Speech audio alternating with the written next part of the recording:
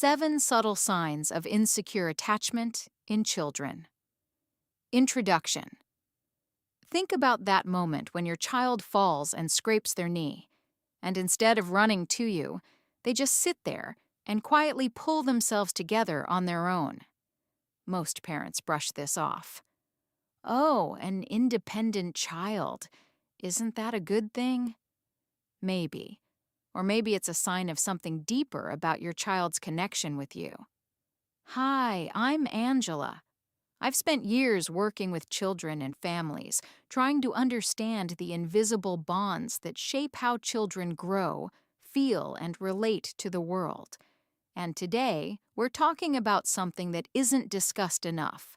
7 subtle signs of insecure attachment in children. Let me be clear right away. These signs are incredibly easy to miss. They don't look like big red flags. In fact, some of them can even look like positive behavior on the surface. And that's exactly why they're so important to understand. By the end of this video, you'll know what to look for, what it means, and most importantly, what you can do. Let's begin. Sign 1. Independence that is actually avoidance.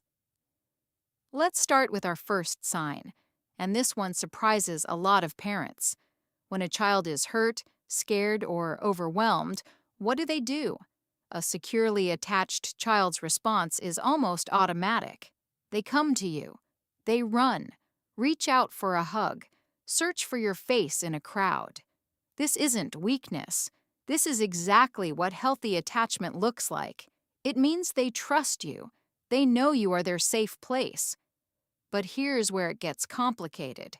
Some children don't come to you at all when they're scared or hurt. They go quiet. They turn away. They handle it on their own. It's as if they've learned that showing distress doesn't lead to comfort, or that comfort won't come. From the outside, this child looks incredibly mature.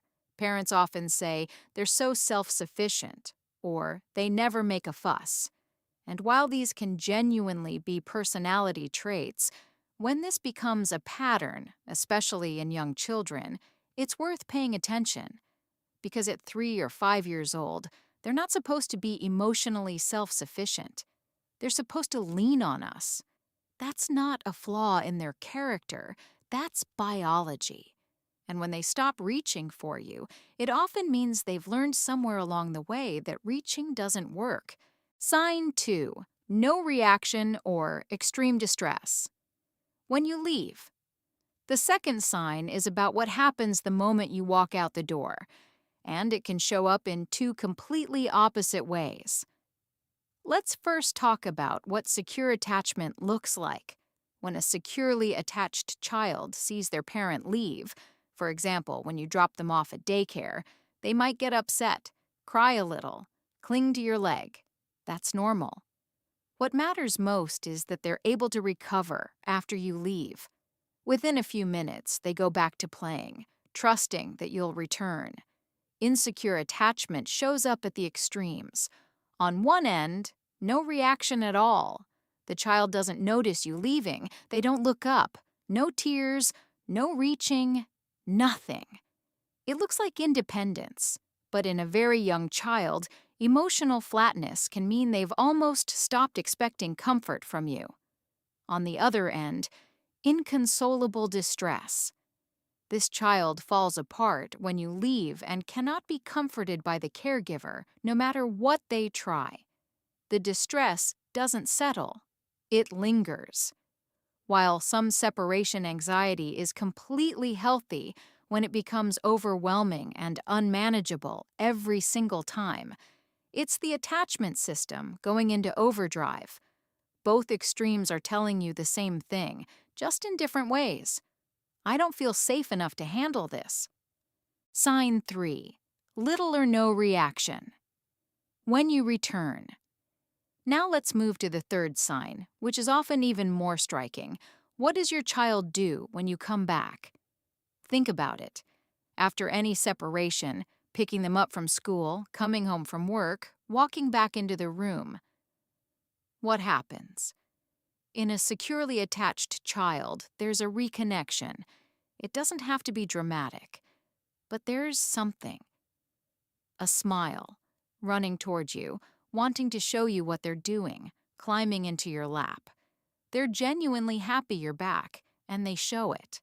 But with insecure attachment, this reunion can look very different. Some children completely ignore the parent. You walk in, and they keep playing as if you were never gone. If you try to hug them, they pull away. Every child has moments like this, especially when deeply engaged in play. But when it's consistent, when there's a pattern of indifference after separation, it's something to notice. Others may show indifference or even irritation, almost as if they're annoyed that you're back. And as a parent, this can feel like a punch in the gut. But it's not rejection, it's protection. They've learned how to cope without you, and your return disrupts the walls they've built. A message to every parent watching. Before we continue, I need to pause and say something, because I can almost feel some of you getting anxious. Please hear this. This is not about blame. It's not about being a bad parent. Attachment patterns are shaped by hundreds of small moments over time and influenced by many things outside your control.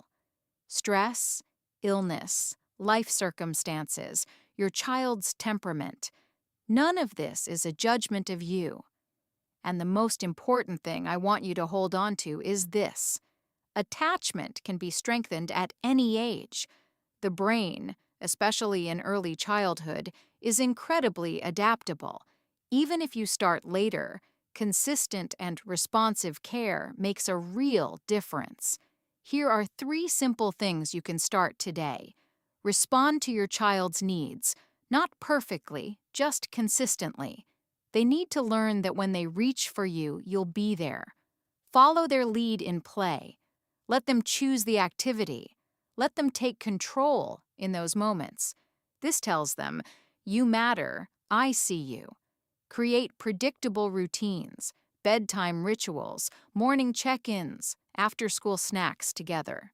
Predictability builds safety, and safety builds connection.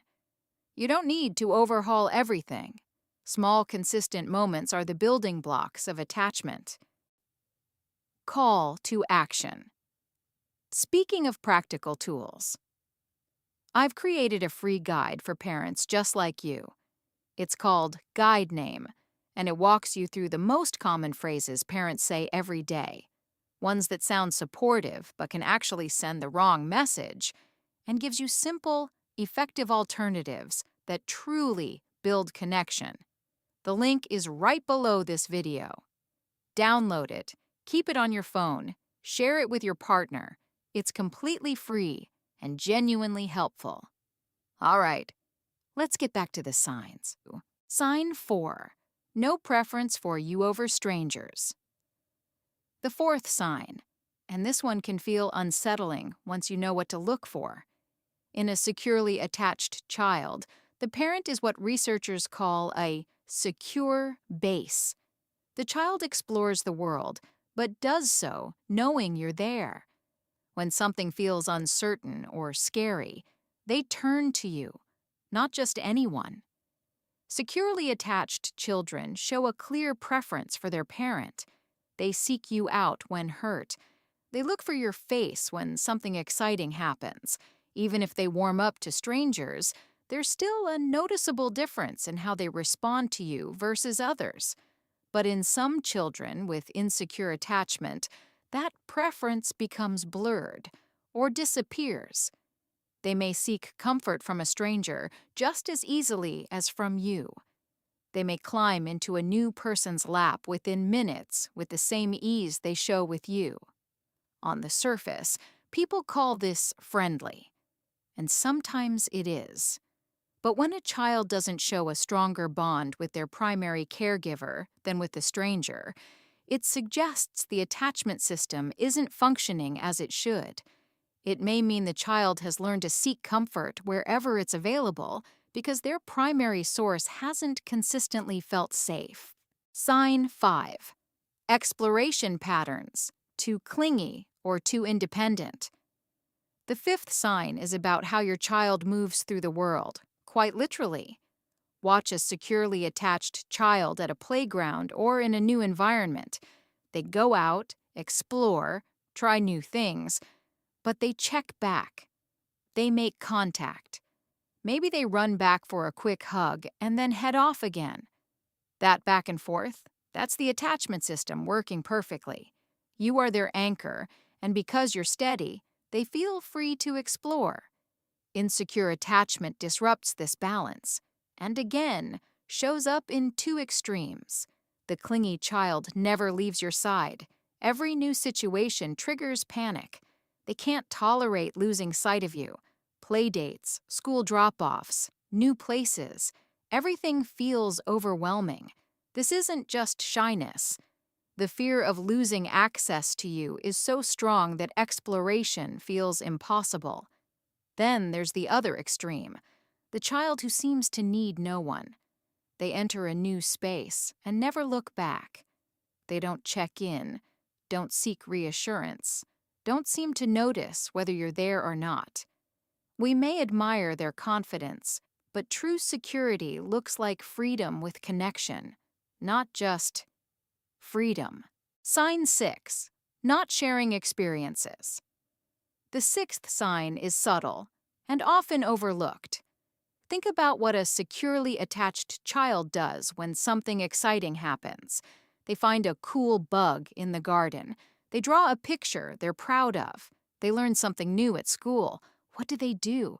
They want to tell you. They run over, tug your arm, want you to see it, to share it, to react.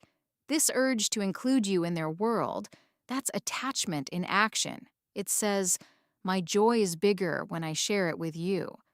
But children with insecure attachment often don't do this. They experience things and keep them to themselves. They don't bring their discoveries to you. They don't seek your reaction. It can feel like they're living in a slightly separate world, not because they're introverted, but because they've learned that sharing doesn't lead to connection. Over time, this can become a pattern that extends beyond childhood. Not opening up, not expecting emotional responsiveness, holding everything inside. And it all starts here, in those small moments when a child learns whether sharing with their parent is worth it. Sign 7. Cannot be comforted by the parent. And finally, the seventh sign. In many ways, this is the core of all of them. When your child is truly distressed, a full meltdown, tears, overwhelm, and you try to comfort them, what happens? In a securely attached child, your presence helps. It may not be instant. It may take time, holding them, talking softly, staying close. But gradually, their nervous system settles. They regulate with you. Your calm becomes their calm. This is one of the deepest gifts of secure attachment, a child who can borrow your calm when they've lost their own. But with insecure attachment, something different happens. Some children escalate when the parent tries to help. You reach for them and they scream louder. You try to hold them and they thrash. It can feel like you're making things worse. And for a parent who genuinely wants to help, that can be heartbreaking. Others push you away completely. They don't want to be touched, don't want to be spoken to, reject every attempt at comfort. And even after the moment passes, they remain dysregulated. In both cases, the child's nervous system hasn't learned to use the parent as a source of regulation. That co-regulation pathway, which should feel automatic, hasn't been reliably built yet. But again, it can be built. That's the key point in all of this. So those are the 7 subtle signs of insecure attachment, the ones that are so easy to miss because they often look like something else entirely. And I want to leave you with this thought because it leads directly into what we're covering next. One of the most common places all of this shows up most clearly is during tantrums. And there's one very specific thing that most parents do instinctively in those moments, something that feels completely logical, even kind, but actually makes insecure attachment worse. It's well-intentioned, extremely common, and once you see it, you won't be able to unsee it. In the next video, I'll show you exactly what that mistake is and what to do instead with a simple, research-backed approach that actually helps your child's nervous system learn to trust you. Make sure you subscribe so you don't miss it. And if this video helped you see your child a little differently today, share it with a parent who needs to hear this, because every child deserves to feel that their parent is their safe place. See you in the next one.